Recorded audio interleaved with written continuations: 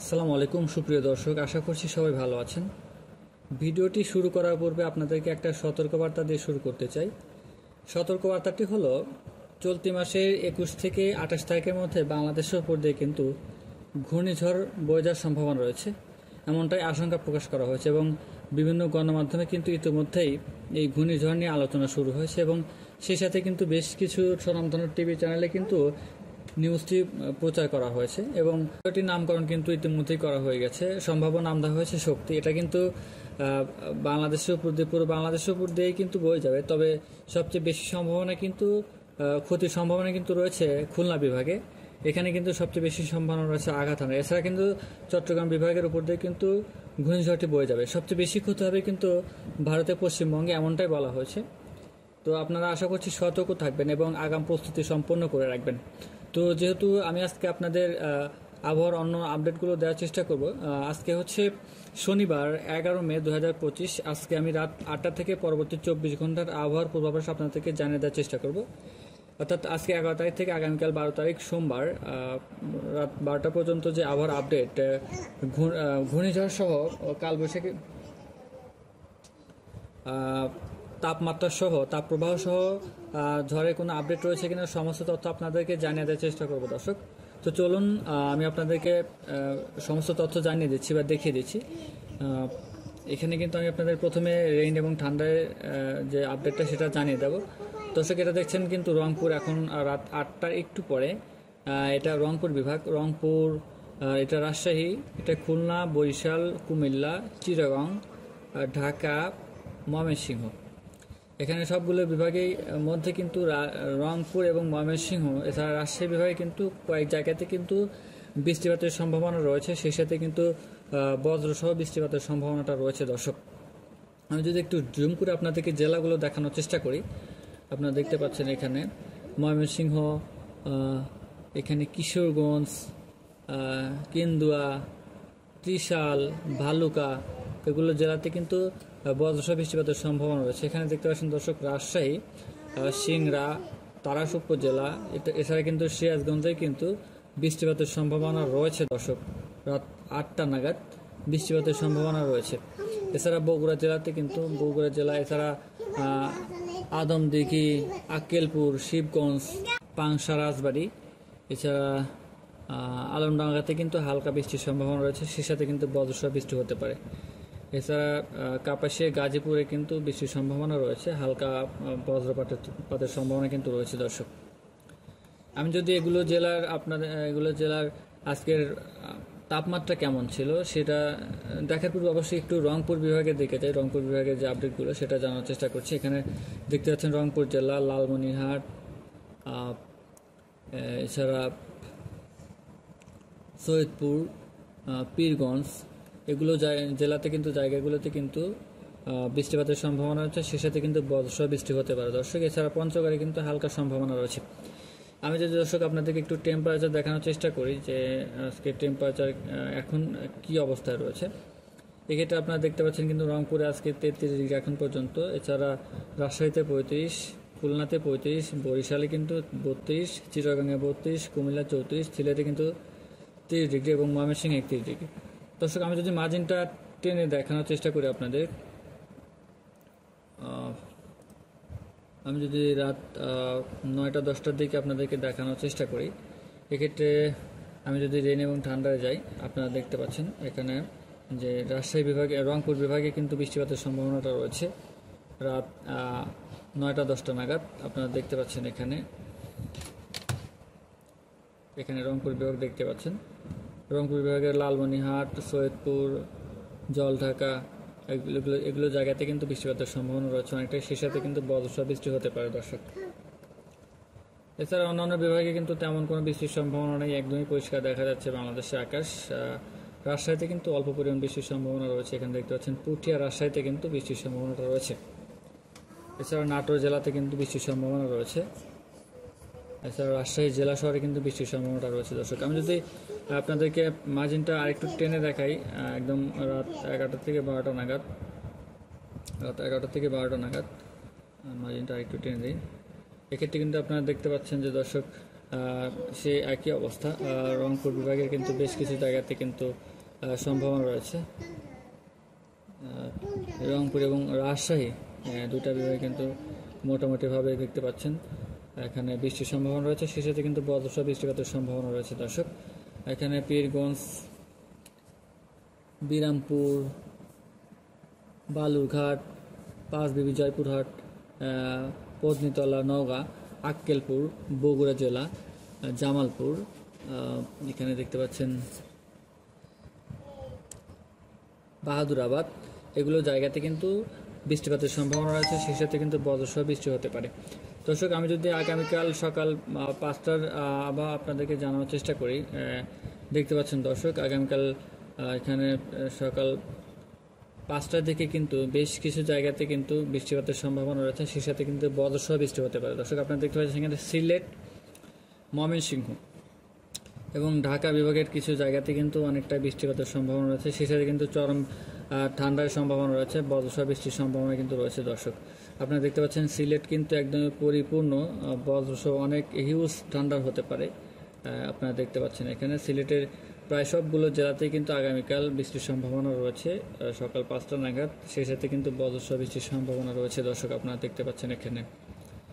এছাড়া কিশোরগঞ্জ, ময়মনসিংহ, বিশম্বরপুর, কাপাসিয়া, লাখাই, এছাড়া এখানে দেখতে পাচ্ছেন রংপুর বিভাগের কিছু কিছু জায়গাতে কিন্তু এখানে দেখতে পাচ্ছেন রংপুর বিভাগের কিছু জায়গায় লালমনিরহাট, জলঢাকা, দেবীগঞ্জ, পঞ্চগড়, এগুলো জায়গাতে কিন্তু ঠাকুরগাঁও, এগুলো জায়গাতে কিন্তু বজ্রসহ বৃষ্টির সম্ভাবনা রয়েছে। দর্শক, সেই সাথে কিন্তু ঝড় হওয়ার সম্ভাবনাটাও রয়েছে প্রচণ্ড বেগে, যেহেতু এখন কালবৈশাখী চলছে, কালবৈশাখীর সময় এখন কিন্তু কালবৈশাখী ঝড়টা হতে পারে। দর্শক, আপনারা এখানে দেখতে পাচ্ছেন ময়মনসিংহে কিন্তু পুরোদমেই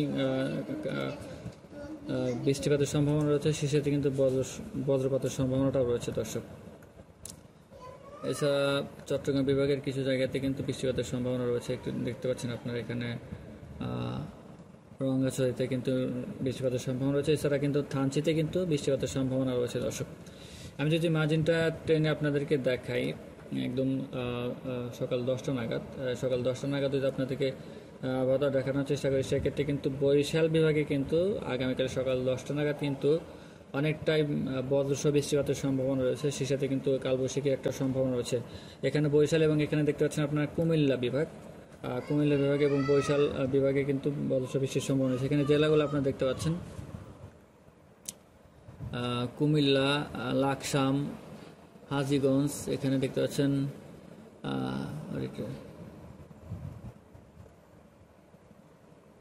মাদারীপুর, গৌরনদী, এছাড়া এখানে মকসুদপুর, শিবচর, বরিশাল জেলা শহর, এছাড়া বোরহানউদ্দিন, লালমোহন, চরফ্যাশন, মির্জাগঞ্জ, এগুলো জায়গাতে কিন্তু অনেকটাই সম্ভাবনা রয়েছে বৃষ্টিপাতের, সেই সাথে কিন্তু কালবৈশাখী একটা সম্ভাবনা রয়েছে এবং বজ্রসহ বিস্তৃত হবেই। দর্শক, আমি যদি অন্যান্য বিভাগের দিকে খেয়াল করি, আপনারা দেখতে পাচ্ছেন এখানে পঞ্চগড়ে কিন্তু বৃষ্টিপাতের সম্ভাবনা রয়েছে, সেই সাথে কিন্তু বজ্রসহ বৃষ্টি হতে পারে।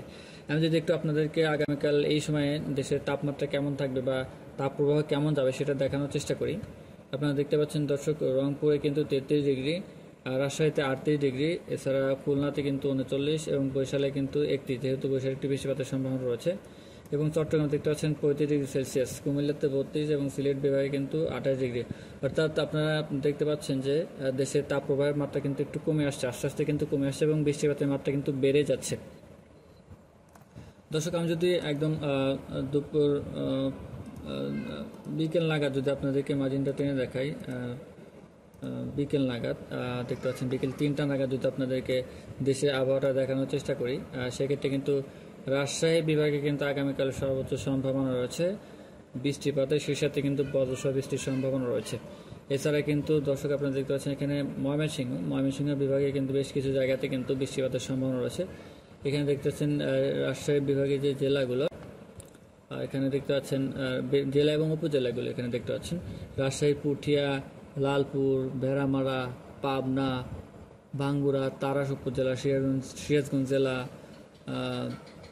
নন্দীগ্রাম, বগুড়া, গোমস্তাপুর, নবাবগঞ্জ এগুলো জায়গাতে কিন্তু অনেকটাই সম্ভাবনা রয়েছে বৃষ্টিপাতের, সেই সাথে কিন্তু বজ্রসহ বৃষ্টি হতে পারে।